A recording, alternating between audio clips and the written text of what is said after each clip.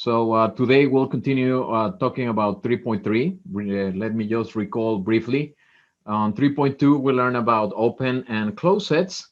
And today we'll see the other important concept here, which is compact sets. And we had done already the definition. And more importantly, we want to see the important equivalences. And this will be relevant later on when we study functions and their derivatives, and when they achieve their maximums and their minimums. So there is a reason why we study compact sets that will be useful in the future, but also as a concept on its own, it's important and it's relevant to all of you math majors. A set is compact if every sequence has a subsequence that converges to a limit that also belongs to the set. All right, so that's the two properties. Every sequence has a subsequence that is convergent, and the limit has to be in the set as well. Okay, and we saw an example. We saw that this closed interval is compact, and we also so I want to talk about non-examples. All right, let's see some non-examples which will illustrate the next theorem. So here are some non-examples. And here's one. For example, what if we do C infinity? So these are the real numbers that are bigger than C or equal, right? Why is this guy not compact? So to show something is not compact, what you need to show me is a sequence that has that fails this property, right? So that does not have a subsequence that converges to a point also in here, right? So here, what I can do is I can create a sequence that grows a lot, right? So consider the sequence. Let me make myself, I mean, it's the same thing. I just want to write it in an easier way. Let's make it from 1 to infinity. It really doesn't matter that it was from C, but this way it will be easier to describe my sequence. My sequence is going to be N. So the sequence that goes 1, 2, 3, etc. Right? That's a sequence in here, right? For sure. Now, the question that you should ask yourselves now is, does it have a convergent subsequence? And you'll clearly, easily realize that any subsequence here will be unbounded. So this sequence is unbounded. Note that this is unbounded. And any subsequence will be also unbounded. And if it's unbounded, it cannot be convergent, right? Thus, not convergent. So that's why this guy is not compact. So 1 infinity is not compact. And I hope this example can illustrate that whenever you have something unbounded, and we'll make it super precise in just a moment, but it's the same idea, right? You give me something unbounded, and I can look for a sequence that goes really, really far away, and then that sequence will have no convergent subsequence, right? So that's a possible issue. Now, let's do another non-example. What about the interval 1 to 2? Closed on 2, open on 1. So these are the real numbers that are bigger than 1, larger than 1, but smaller than or equal than 2. Okay. And I'll try something similar to the previous one. I'm going to create a sequence that does not have a convergent subsequence that belongs to this set, right? It has, the limit has to belong to this set. Okay, and that will be easy as well. How about we look at this sequence? Let's look at the sequence 1 plus 1 over n. So what is this sequence? This sequence is 2, then 3/2, then 4/3, then 5/4, 6/5, etc. Right? So in general, n plus 1 over n. Right? Now, what is the limit of this sequence? This sequence is convergent, by the way. I mean, that's not going to be the problem this time. So here, the limit of 1 plus 1 over n, well, we know it's 1. So the limit is 1. The issue is that no matter which subsequence you pick here, if you pick a subsequence, right, we know that every subsequence of a convergent sequence converges to the same limit, right? So we know every subsequence will converge to the same limit, right? So then the limit of any subsequence will be 1. The limit would be 1. But that's a problem, right? And what is the problem this time around? The problem is that 1 does not belong to the set, right? So, however, 1 is not in 1 to 2. So 1 to 2 is not compact. All right? I hope this gives you a feeling of what we need for something to be compact, right? We are already seeing it here. We need something that first cannot be unbounded, because if it's unbounded, we take a sequence that goes to infinity, and that will be will not have a convergent subsequence. Or another problem is if you have anything that is or like an open interval, right? So if you have a sequence that approaches a limit, but the limit is not in the set. If you have a little bit of that where that happens, your set will not be compact. All right? Okay, and these two examples illustrate very, very well the next characterization. Before we do that, though, we need this definition that we have implicitly been using, and is what it means for a set to be bounded. So we defined before what it means for a sequence to be bounded. Now we're going to define what is the meaning of a set being bounded. So we said that a set A of the real numbers is bounded if there is some capital M greater than 0, such that little a in absolute value is less than M for all little a in big A. All right? So if you can bound every element in A with this capital M. In pictures, it means the following, right? You somewhere there is 0, and there's M and negative M, because M is greater than 0. And we say that a set is bounded if it's inside between negative M and M. All the elements are in here. So if your A is a set that lives in here, my other colors, so maybe A is a little bit here, some points, maybe an open interval here, a few other points, I don't know, but if my entirety of A is between negative N and M, then it's bounded, right? That's the definition. And armed with this definition, now we can specify now this following equivalence of what a compact set is. Here we go. This is theorem 3.3.4. It's called characterization of compact sets, of compactness in the real numbers, right? Be careful. I mean, this doesn't, well, yeah. Right now, we only know the real numbers, but later on, if you know about other spaces, metric spaces or topological spaces, you can still talk about compactness, and then this theorem may or may not be true depending on the specific set, okay? But here it is. It says a set K, subset of the real numbers, is compact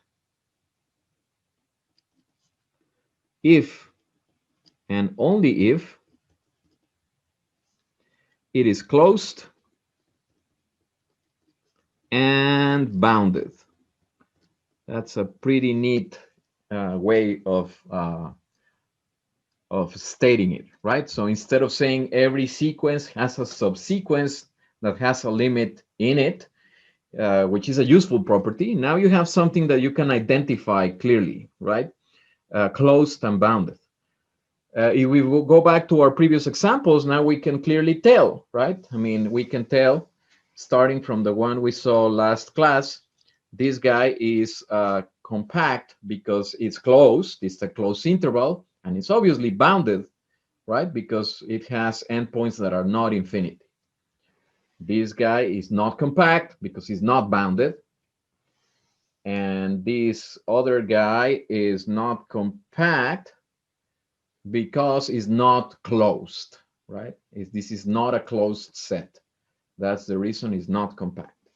Okay, so now our examples are way easy to explain. And the proof will be essentially the way we treated our examples. So let's go ahead and do the proof. Proof. So let's first go in the forward direction. So let's assume K is compact. Assume K is compact. And we'll first suppose it's not bounded. So suppose K is not bounded. What is the meaning of not being bounded? Well, if we go to the definition, I have it right here, it means this doesn't happen. So let's look at what is the meaning of this not happening. It means for every m, there is some a that makes this the opposite inequality, the absolute value of a greater than m. Okay, so now let's write that down. So this means then for all little n in capital N, so I'm using little n instead of capital M because I'm going to create a sequence, all right? So for every little n in capital in the natural numbers, there is some x sub n in K such that the absolute value of x sub n is bigger than n, right? I just wrote the negation of being bounded, right? And if you read it, it makes sense. Not bounded means there is some number which is bigger than little n, and that happens no matter what n you pick. You can always find something even bigger, okay? All right, now we're going to consider this sequence, and we're going to show that this sequence has no limit, right? Consider the sequence x sub n. This sequence is clearly unbounded. It is unbounded, so the limit of xn does not exist. We saw this before, but in case you wanted to know the details here, and just because you guys are studying for your exam and getting practice, let's supply the details. Right now we can say this because we saw it before, but how would you prove that if it's unbounded, the limit doesn't exist? I mean, this could be a problem in your exam, right? Prove that an unbounded sequence cannot have a limit. How would you prove that? Well, you would do it by contradiction, right? So here's my explanation. So suppose that xn converges to some L. What is the meaning of this? It means that for every epsilon, you can make these two very close. I'm going to pick a specific epsilon. Epsilon equals 1. Then for epsilon equals 1, there is some capital M such that if little n is bigger than capital M, then xn minus 1 is minus L, my bad, minus L is smaller than epsilon, which is 1, right? But then this cannot play together with the fact that xn is greater than n. We must get a contradiction somehow. And the way we can do it is as follows. So let's figure out how big xn is. So here's how the rest of the argument will go. So note that this happens. So xn is bigger than n on the one hand.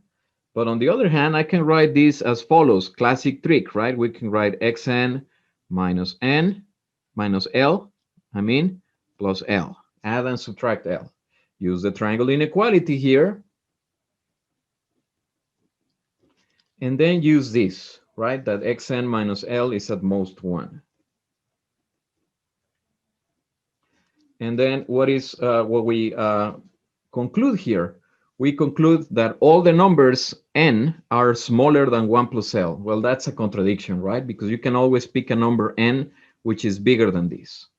So this would be a contradiction if n is greater than 1 plus l. And that's the closing of my parentheses here. I mean, this was just an explanation of why if a sequence is unbounded, it has no limit. And if it has no limit, then none of its subsequences can have, well, I should have done it with a subsequence, right? So the subsequences are bounded as well. So let me write here, note that every subsequence x and k is also unbounded, and so divergent. Okay, so then that contradicts compactness, right? That wasn't supposed to happen. If we had a sequence, we should be able to find a convergent subsequence, and this fails. This sequence we created, because it's unbounded, it has no convergent subsequences. Okay, hence we contradict the compactness of K. So that means our supposition here is wrong. When we suppose K is not bounded, that's wrong. Hence, K is bounded. Good. Now we should prove the other part. So for the other part, we need to show that it's closed, right? How do we show something is closed? We need to show that it contains all its limit points, right? So to see K is closed, let x be the limit of some sequence xn, where xn is a sequence in K, right? Then what we need to show is that x belongs to K. We need to show that x belongs to K. That's the meaning of being close, right? But we are going to use compactness because K is compact. There is a subsequence x and k of xn such that the limit of x and k exists equals L equals L exists, right? But remember, if you have a convergent sequence and you find a subsequence, the subsequence has to have the same limit, right? Because x and k is a subsequence of xn, then L has to be x. All right. So not only, I forgot to say something else. Compact not only tells you that there is a convergent subsequence, tells you that the L belongs to K. So let's add it here. So the limit belongs to the set K. And right here, we said that L equals X. So that now X belongs to K. And we are done, right? We picked an arbitrary limit point, X, and we show that X belongs to K. That's the meaning of K being closed. Thus, K has all of its limit points, which means that K is closed. All right. And we're done with the going forward direction. Okay, we prove that if K is compact, then it's bounded, and that if K is compact, then it's closed. Let's do the backwards, going back. So conversely, so now what we do is we suppose K is closed and bounded. And we need to show it's compact. The definition of compact. So we need to show that every sequence has a convergent subsequence that converges to K. So let's pick a sequence. Let Xn be a sequence in K. All right. So because K is bounded, the sequence is bounded, right? Of course. The sequence is inside the set. And what do we know about bounded sequences? They always have convergent subsequences. You bet. That's our old friend Bolzano-Weierstrass theorem, right? So, and I will use it here by the Bolzano-Weierstrass theorem. It has a convergent subsequence X and K. All right. And let's name the limits. So suppose X is the limit of this X and K subsequence. Okay. But then remember that K is closed. So because K is closed and I have a limit point, then that limit point must belong to K. So because K is closed and X is a limit point of K, we conclude that X belongs to K, right? So that's it, right? So I picked an arbitrary sequence that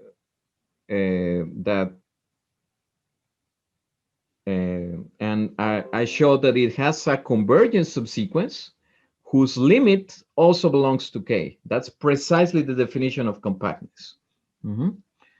That's it. So hence, K is compact. And that's the end of our equivalence here. All right. Okay, questions? Now there's another equivalence that is a bit more both subtle and weird in a certain sense. Interestingly weird. And that's the next one we're gonna see. But before that, we actually have a little generalization of a result we did before, specifically for intervals. And now we can do it for compact sets in general. You'll find it familiar once I write the statement. Here it is. This is theorem 3.3.5. And this generalizes the nested interval property. So now it's the nested compact property. Nested compact property. Here's what it says. It says if K1 is contains K2, which contains K3, etc., etc., etc., is a nested sequence of non-empty compact sets, then their intersection is non-empty. So it's like the nested interval property, but now instead of using intervals, we can use compact sets. All right. And the proof is simple. Here we go. What we're going to do is create a sequence. So for each n, because these sets are non-empty, I can pick a point in each one of the compact sets. So for each n in n, let xn belong to kn, right? And then observe the following. If we look at this sequence xn, the sequence xn belongs to the k1, right? Because every element xn is in kn, but kn is a subset of k1. So all of these elements are in k1. All the xn sequence is entirely contained in xn in k1. And k1 is compact. Because it is compact, it has a convergent subsequence. Because k1 is compact, there is a convergent subsequence xn sub k such that the limit of that sequence belongs to k1, right? We know that. Now here's the thing though. I did it for k1, but I can do it for any k, any of the other kn's, right? The only thing I need to do is I'm not going to start the sequence at 1, right? But let me pick another one so that you appreciate it. So let's say, let's pick k10, right? For k10, the sequence xn, but now we start at 10, right, is entirely contained in k10, right?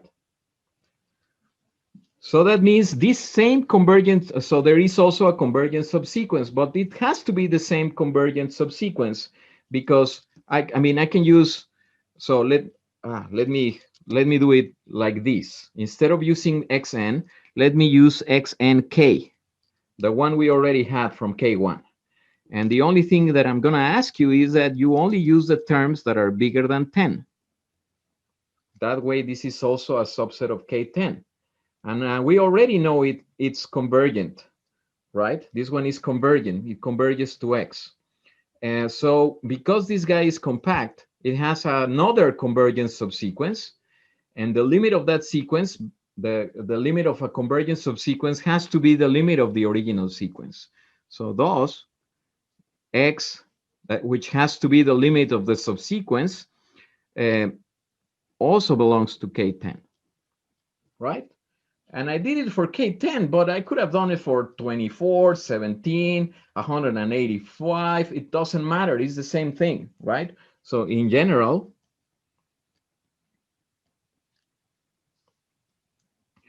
the sequence x and k with nk greater than some n0 is a sequence contained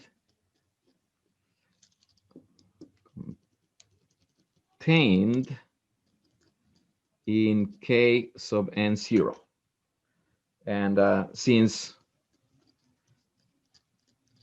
kn0 is compact,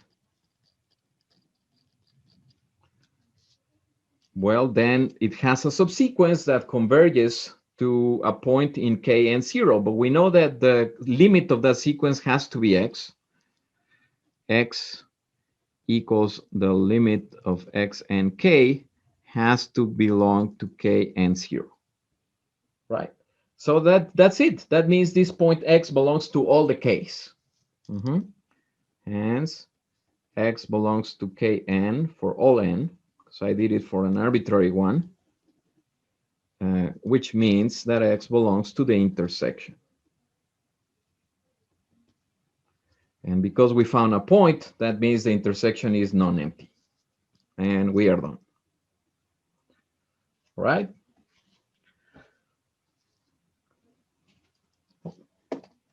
Good. Next topic is this one. That's the one that I was anticipating to you. Open covers. Okay. So let's define what an open cover is, and then we'll talk about what we really want. So here's the definition. Definition 3.3.6. If we have a set of real numbers, we say that an open cover for A is a possibly infinite collection of open sets, and here is my collection, is O sub lambda, where lambda ranges over capital lambda, whose union contains A. So it's just like you would think a cover is. So I have some set in the real line, and I want to cover it with open sets, right? I want to cover it. So put some open sets on top of it so that we cover the entire thing, right? Let me do a little picture here. So let's say this is the real line, and here's my set A. So A is maybe this interval, then maybe another interval, maybe some sequence here, some isolated points, and another interval. I don't know, something like that, right? That's my set A. And what would be an open cover? Well, an open cover is I'm going to cover it with open sets. So it could be something really simple. So here, maybe I could just pick these gigantic open sets from here to here, one gigantic one that covers the entire thing. That works. It would be a very boring open cover because you only have one, but you can do whatever you want, right? Like, for example, put this interval, open interval, and then this other open interval from here to here, then this open interval, then this open interval from here to here. That's my open cover. So this one has 4. So these 4 intervals. So from here to here, that's I1, I2, I3, and I4. That's my open cover. It's still very boring because we only have 4. Yeah, well, you can have infinitely many. All right. And you'll see in a moment why I'm talking about infinitely many, because this is what we also want to define. A finite subcover. Professor? Yes. Real quick, what is the symbol within the brackets next to lambda contained in? What is that symbol? This one? Yeah. It's a capital lambda. Capital lambda, got it. Yeah. Okay, thank you. Why not just n? This may be uncountable, right? Okay. So yeah. So when we say infinite, we mean as big as you want, right? Maybe it's an infinite that is not countable. So that's why I cannot use n. Yeah, good question. Thank you. A finite subcover, that's easy, is a finite subcollection of open sets, is a finite subcollection of open sets from the original cover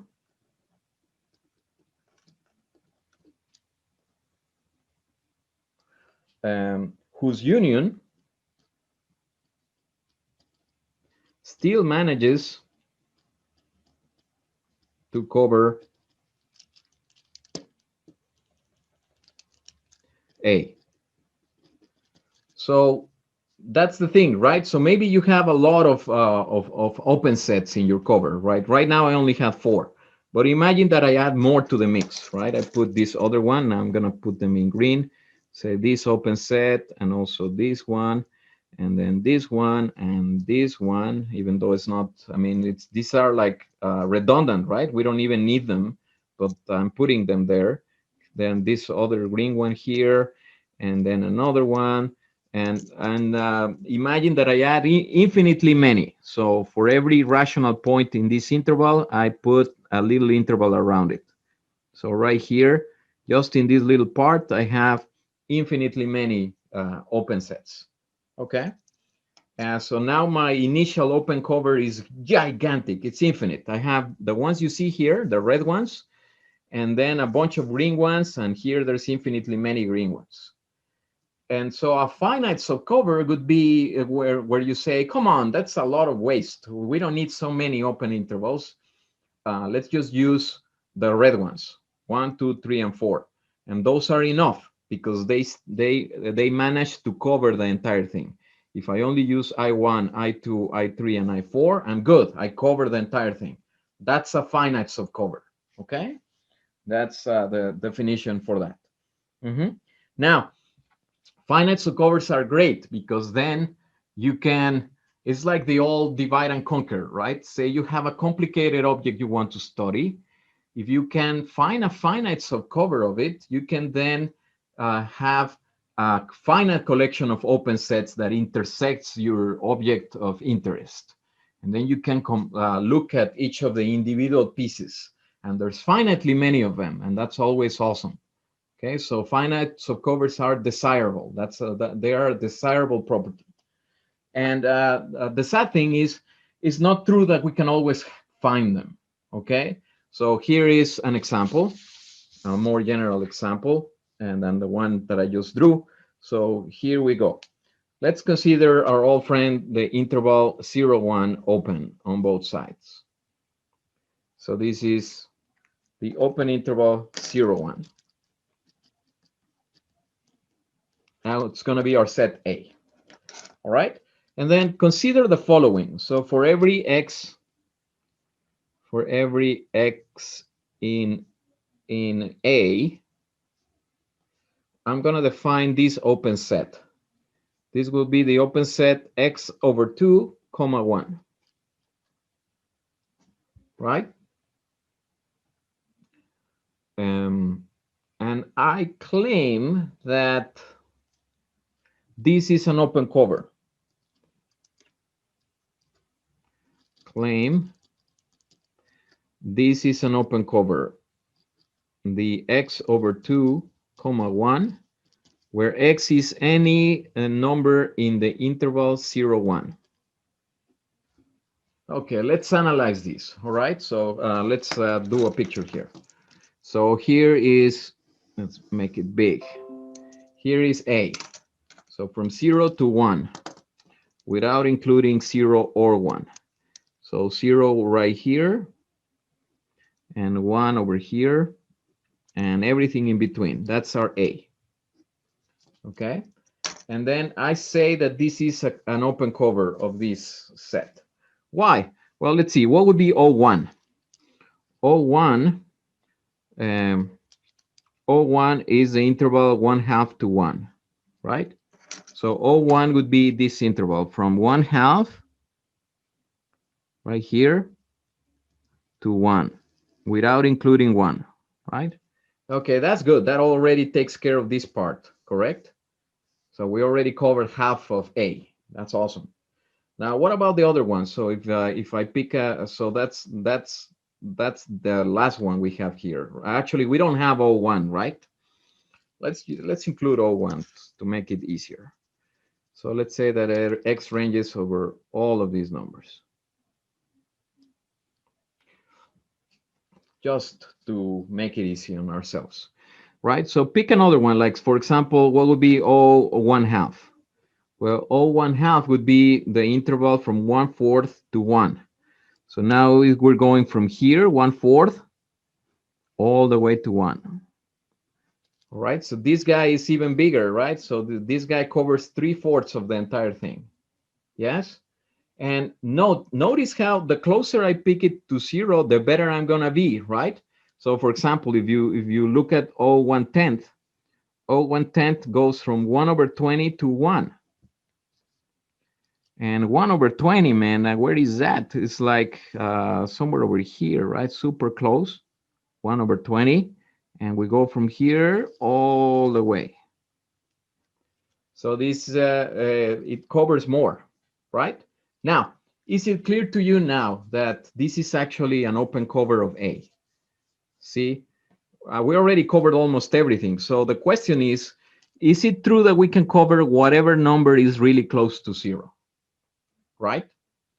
And the answer is yes, because you give me a number, x, and x belongs to OX, right? So for any x in the interval 0, 1, note that x belongs to OX, right? Because what is OX? OX is the interval from x over 2 to 1. And x is always bigger than x over 2, correct? So x belongs to OX. So for sure, this is an open cover, right? I just argued to you that every element in 0, 1 belongs to one of these guys, right? Okay, now, can you extract a finite subcover? That's the question. Imagine that, so do we really need infinitely many of them? Could we extract a finite subcover? And the answer is no. There is no finite subcover, right? Let me argue to you why. Let's suppose there was a finite subcover. So suppose that OX1, OX2, all the way to OXN were a finite subcover.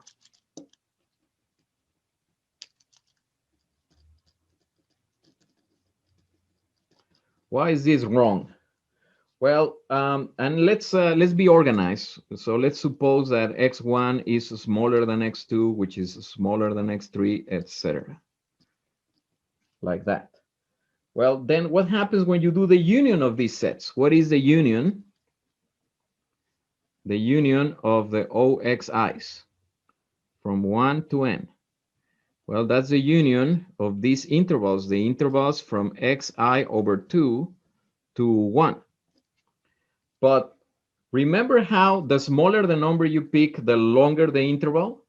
So these intervals are actually nested. And the smallest of them all, the smallest xi is x1. So the largest interval is actually x1 over 2, comma 1. So the union is only O1. The union is O1. And O1 by itself is not a cover of A, right? It's not a cover of A because, not O1, OX1, my bad, is not a cover of A because it looks like this.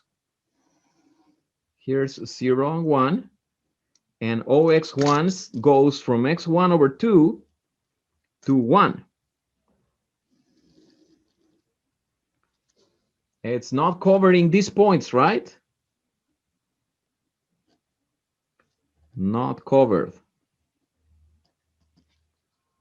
So that's the reason this guy, it cannot be a cover of the entirety of A, right? So finitely many of them don't work. You need to have infinitely many. So there is no finite subcover. Okay, now, like I was telling you, at this point, this should be weird to you. I mean, why is there no finite subcover? And I mean, let me tell you my first impressions when I learned about this many years ago. When I learned about this characterization of compactness, I was like, well, who would even want to find an open cover for a set? Why is that even considered? Who thought of that in the first place? Why think of open covers and then trying to find finite subcovers? That seems like a weird thing to do. And I agree that is indeed a weird thing to do, but it's useful. And you'll find its usefulness later on in the semester, okay? Now, what is more surprising is that we can characterize the sets that have the positive property, those sets where you can always get a finite subcover. And that's the next theorem. It's one of those theorems that has a name, and it's called the Heine-Borel Theorem, right? So let me write it here. And this is the way it's written in the book, but actually Heine-Borel theorem is only one of these equivalences. I'll tell you in a moment why, which one. And another thing is that I'm not going to present the complete proof, and it's one of the parts is given as an assignment, as a homework assignment in the book. And I actually wrote a handout about it, and I put it on our handout sections for the missing part. So you can either follow the way it's outlined in the book. There's two ways, as a matter of fact, two exercises that outline the missing part, or you can just read the little note that I wrote. So here's what it says. It says all of the following are equivalent. 1, K is compact. 2, K is closed and bounded.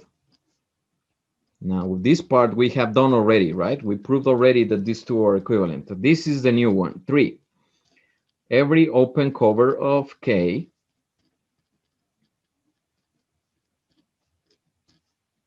has a finite subcover. So the sets that are nice, the sets where you can always find a finite subcover, those are the compact sets, right? Those are the same ones we were talking about. The ones where every sequence has a convergence subsequence that converges to a point in them, or the ones that are closed and bounded. Right now we have 3 different ways of saying what a compact set is. We can think of the original definition. Every sequence has a convergence subsequence to a point in K. You can think of being closed and bounded, or you can think of this third property where every open cover has a finite subcover. All right. So like I was telling you, we've done already many of these. So proof, if we were to write the proof, it's as follows. So 1, if and only if 2, we did before. It was theorem 3.3.4. So we don't need to do that. And we're going to do here 3 implies 2. And 2 implies 3. 2 implies 3 is the one that is actually called the Heine-Borel theorem. So 2 implies 3. This is the one that is an exercise in the book. Exercise in the book. Or read the handout. We don't have the time to go over all of it. And so we're going to do the missing one. So we're going to show that 3 implies 2. And because 2 implies 1, then it's also 3 implies 1. So we're going to show that 3 implies 2. Here's the proof. Okay, so what is it that we're going to assume? We're going to assume that every open cover has a finite subcover, and we're going to show that K is closed and bounded. So assume every open cover of K has a finite subcover. Okay, so first we're going to show that K is bounded, and that's relatively easy. I'll tell you how. Well, here's what we're going to do. We're going to create an open cover, a very easy one. For every point in K, we're going to just look at an interval around it, as big as you want. I'm going to make it easy, and I'm just going to make it size 1, right? So consider for every x in K, the open set OX, which we're going to define it as x minus 1 to x plus 1. All right, you see what I'm doing here? It's just an interval, right? It's an interval where the center is x, and it goes from x minus 1 to x plus 1. Okay, then clearly this is a cover, right? If I just put all of those together, that is an open cover of K. In fact, I'm being really wasteful here, right? For every point, I have an interval. So I have a lot of intervals here, a lot of them, right?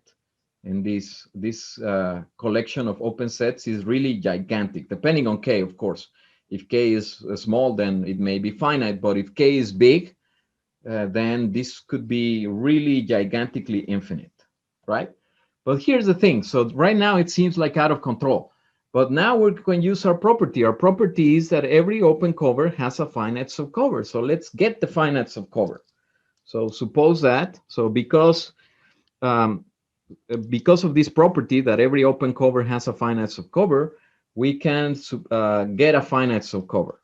So suppose that OX1, OX2, all the way to OXN is a finite subcover. Okay, and then now it should be clear to you that the set is bounded. Why is it bounded? Well, do a picture of this. What is this picture?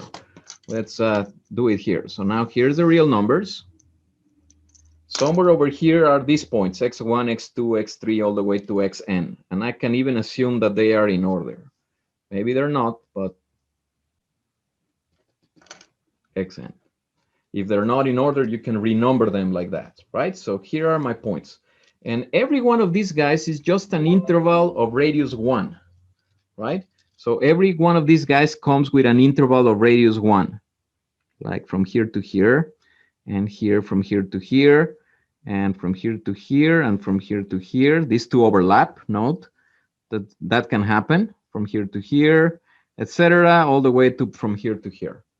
And we know that all the set, our set this is a cover. So our set for sure is inside, somewhere in here, here, here. That's where our set lives, right? Our set A lives in these parts over here, right? Then why is it bounded? Well, it's bounded because I can just look at the first interval and the last interval, and it will be between those two, right? So we just need to make that precise. And to do that, you can use, the following. So we can call M the maximum of these guys, xk minus 1 in absolute value, and xk plus 1 over all the n's. And that's going to be our bound. So clearly, OXK is inside negative m to m.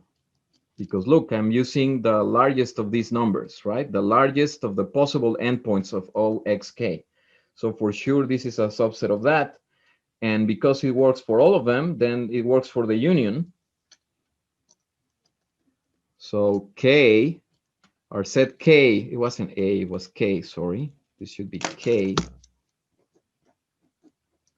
Our set K we know is inside the union of the OXKs between 1 and n.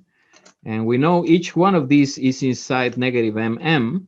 So the union is inside negative mm. Therefore, K is a subset of negative mm, which means K is bounded. All right, and that's half of it, right? What's the other half? The other half is a little bit subtler. So for the other one, we need to show that K is closed. To show something is closed, we need to show that it contains all its limit points. So let's pick a limit point. Let Yn be a sequence in K with the limit of Yn equals Y. And what we need to show is that Y belongs to K, right? For K to be closed, we need to show Y belongs to K. Let me put it here in parentheses. We need to show Y belongs to K. Okay, how are we going to do that? Well, we are going to construct again an open cover and use a finite subcover for our purposes.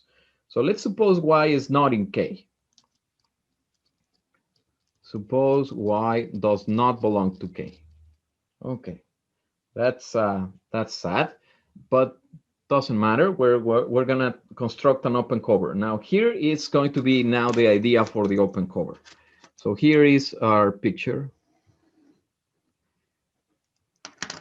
So we have a sequence of elements in K, and they are convergent to Y.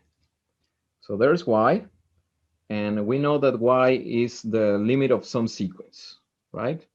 And of elements in K. So there's some Y's here that approach Y. So that's Y1, Y2, Y3, I don't know, Yn, and they're getting close to Y.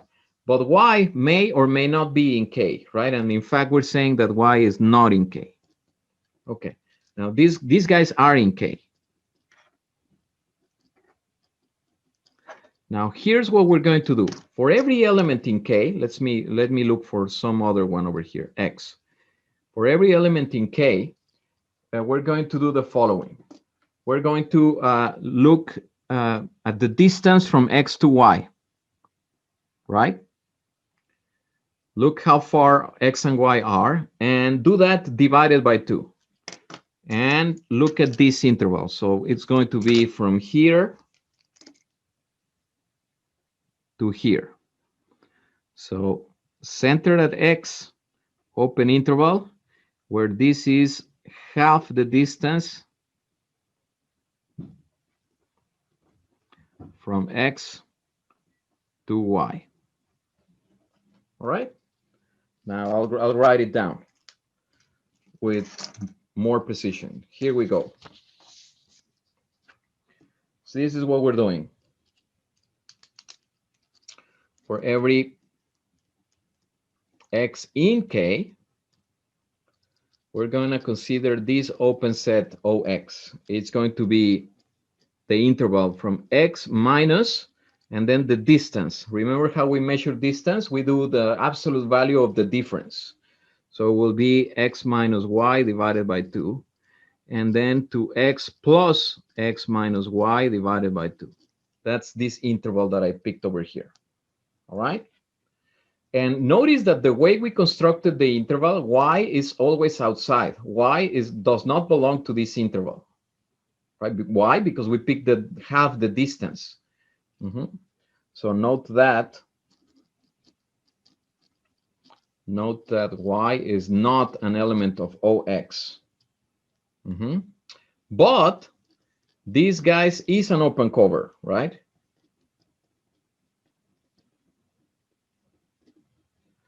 Because every element in K has its OX. So if I put all the OXs together, I cover K, right? I cover K. So because this is an open cover, I can find a finite subcover. So let's write it down.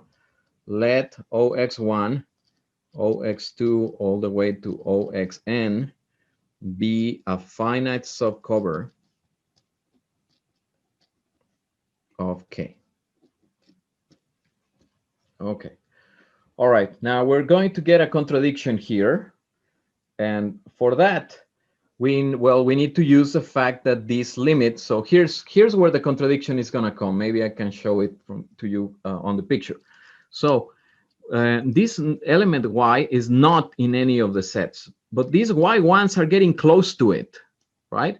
So when I do the open sets for these Yi's, they're going to become closer and closer to Y. So we're going to get a contradiction, right? That either Y belongs to K, or if it doesn't, then it's going to belong to one of these other guys, because these are getting closer, and we said that it's not in any of them. Okay, so here's what we're going to need. First of all, we're going to pick the smallest. So all of these guys, OX1, OX2, OXN, one of them is the one that is closest to Y, and there's finitely many, so we can tell. So let's write that down. Consider, I'm going to call it epsilon 0,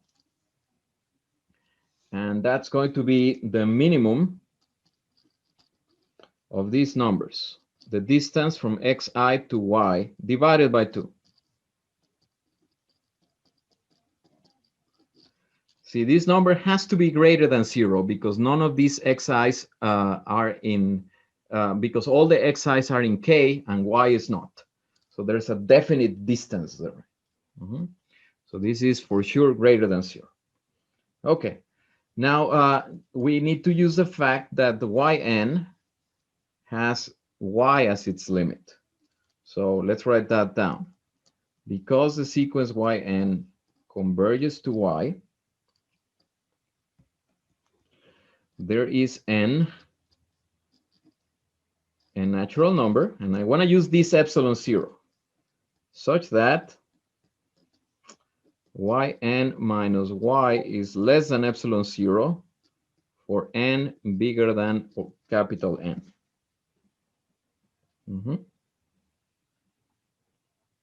Okay, so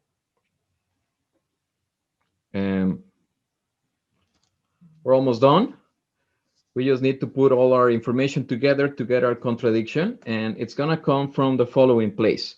See, this yn, that this yn must be in one of these oxi's, right? So pick a yn bigger than capital N.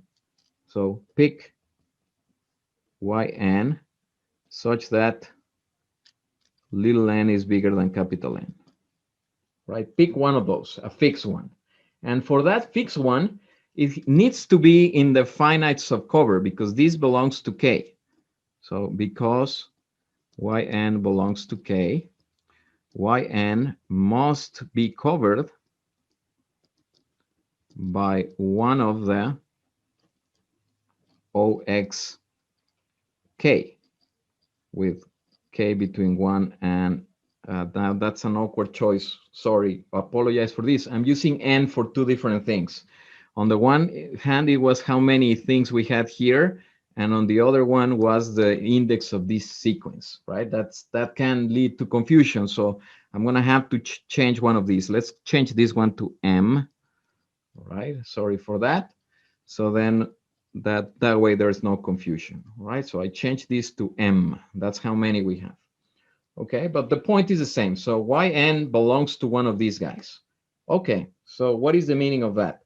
Well, it means that the distance, so let's do the picture of OXK. So here is OXK. There's XK, and it had some distance here, which was half the distance from XK to Y.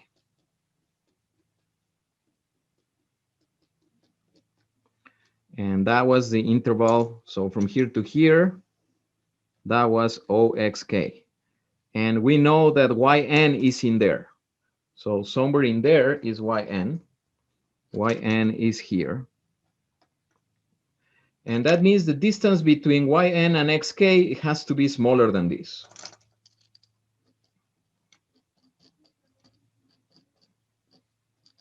It's smaller than xk minus y divided by 2. Okay, we're going to need that. All right. And so here is now the final piece of the argument. Let's measure the distance from y to xk.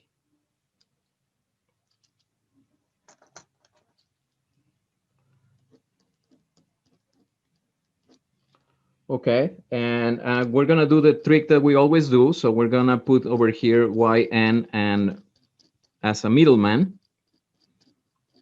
And we're going to use triangle inequality.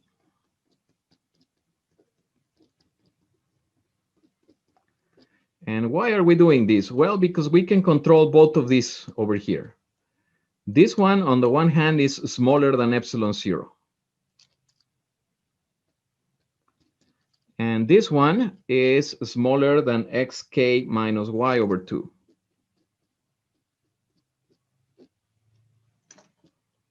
Right? And if you now solve for epsilon 0, what does it say? It says that epsilon 0 is bigger than y minus xk minus y minus xk divided by 2. So that's just y minus xk divided by 2. And that is problematic. Why is it problematic? Because look at our definition of epsilon 0. epsilon 0 was supposed to be the minimum of all of these guys, the minimum of all of them.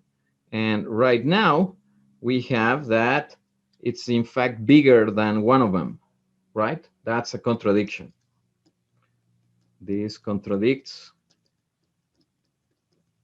the definition of epsilon 0. Right? So these inequalities don't match. That means there's no way in which we can really place y according to these restrictions. So what is what are we contradicting? What was our assumption? And if we go way back, our assumption, so this contradicts the fact that we said y does not belong to k. Hence, y does belong to k.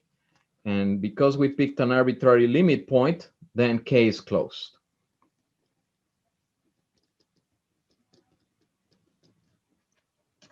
And that's the end of this half the proof of the Heine-Borel theorem. So we're still missing the other half, as I was telling you. So the other one is perhaps a bit more involved. So now you would need to show that if the set is closed and bounded, then every open cover has a finite subcover. And the hard part is to extract the finite subcover, right? Using the fact that the set is both open and closed.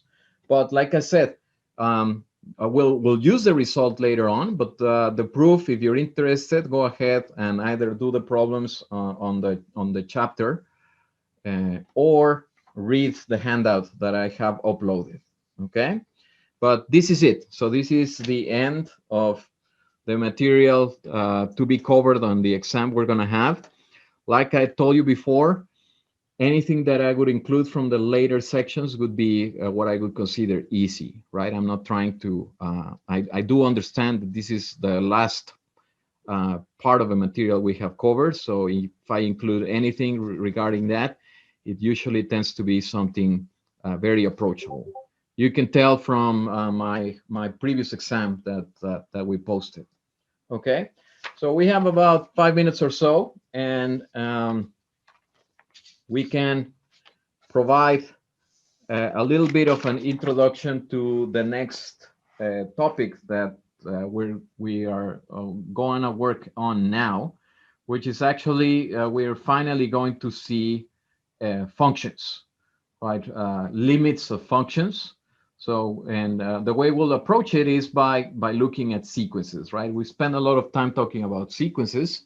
So now to our benefit, we can use these sequences to show theorems about limits of functions. Okay, so I want to use this last 5 minutes or so to talk about some examples of functions that you may not know. And here are some important ones. So this is the first one, and we considered this function already before. It's called Dirichlet's function. So it's a function whose domain is all real numbers, and it's very, very simple. The function gives 0 if x is irrational and gives 1 if x is rational. So we've seen this before. This is Dirichlet's function. And it's very difficult to look at a graph of it. So the book has this illustration to more or less explain the graph, but this really doesn't quite make it justice, right? So the idea is every rational number here is 1. So those are the points you see on top. But there's also a lot of irrational points. So those are zeros, right? Now, if we wanted to talk about continuity, right? So what happens in this function when you get close to a specific number, right? And you could readily appreciate that it doesn't matter to which point you get close to. So for example, say that we're getting closer and closer to this guy over here, right? Either from the left or from the right. We're getting closer to this number right there, okay? Now, when you get closer, if you get close with rational numbers, then you're gonna get a bunch of ones, right? You're gonna be on top, and you're going to be, if you're using rational numbers, you're gonna be right here. 1, 1, 1, right? We're getting close to 1. All the answers are 1. But if you use irrational numbers, then for the irrational numbers, the value of the function is 0. So you're right here in the bottom part, right? 0 and 0 over here maybe, and you're getting close to it, 0. So you can find a sequence that approaches 1 and another one that approaches 0. And we want to, that means that this function is not continuous, right? We already know from our regular calculus class that intuition of what it means for a function to be continuous or not continuous.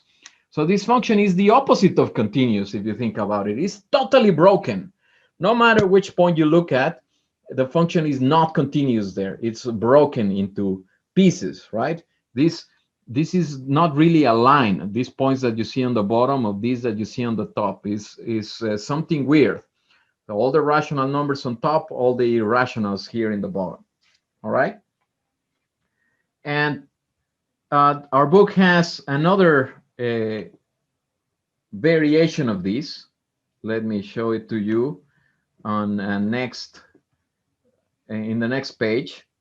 We have a modified version of this Dirichlet's function, and now the graph looks like this. But let me look at the definition. So here is the definition of this modified Dirichlet function, and now it's going to be like this. If your number is rational, it's not going to be 1. It's going to be x, right? So it's going to be just the number itself. But if it's irrational, it's going to be 0. All right? So now the graph is going to look like this one on top, this one over here. So for the rational numbers, it will be x, like the line y equals x. This is this diagonal line that you see. But for the irrational numbers, it will be 0. Okay? Now, this function, again, seems to be discontinuous, broken all over the place.